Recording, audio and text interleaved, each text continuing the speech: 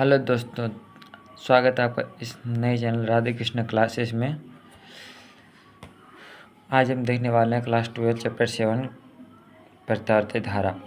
इस चैप्टर का हम लोग एक टॉपिक देखेंगे जो इम्पोर्टेंट है, एग्जाम में फंस भी सकता है। चलिए स्टार्ट करते हैं। सीरीज LCR में अनुनाद क्या है? अनुनादी आवृत्ति का व्यंजक प्राप्त करें। तो हम लोग इसमें इसका सॉल्यूशन करेंगे। बोल रहा है यदि कोई ऐसी परिपथ अपने आप से महत्तम धारा बहने देता है तो ऐसे परिपथ को LCR में अनुनाद यानी कि रेजोनेंस कहते हैं।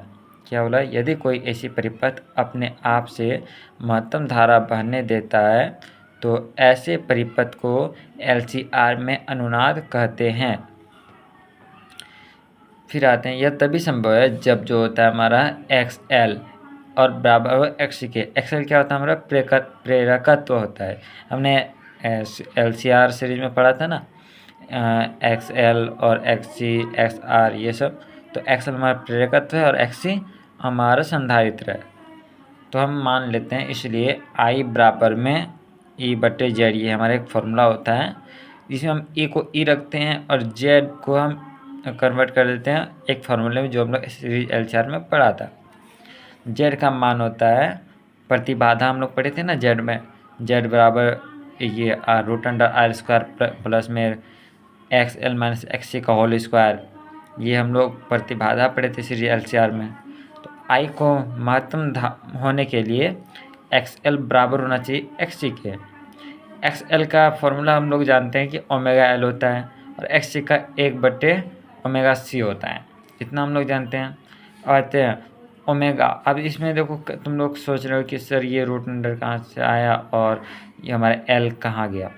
तो देखो, L को हम लोग इधर लाए और ओमेगा को है इधर लाए। अगर ओमेगा को इधर किए तो ω² हो जाएगा और L को नीचे लाएँ, मतलब क्रॉस मल्टीपल करके लाएँ तो LC हो जाएगा और स्क्वायर को हटा के हम लोग √अंडर लगा दें, √LC आया था 2πμ।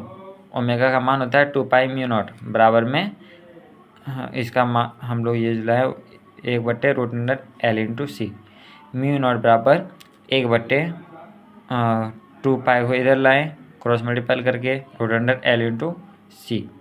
इसको हम लोग क्या कहते हैं? इसे अनुनादी आवृत्ति कहते हैं, यानी कि रेजोनेंस फ्रीक्वेंसी कहते हैं।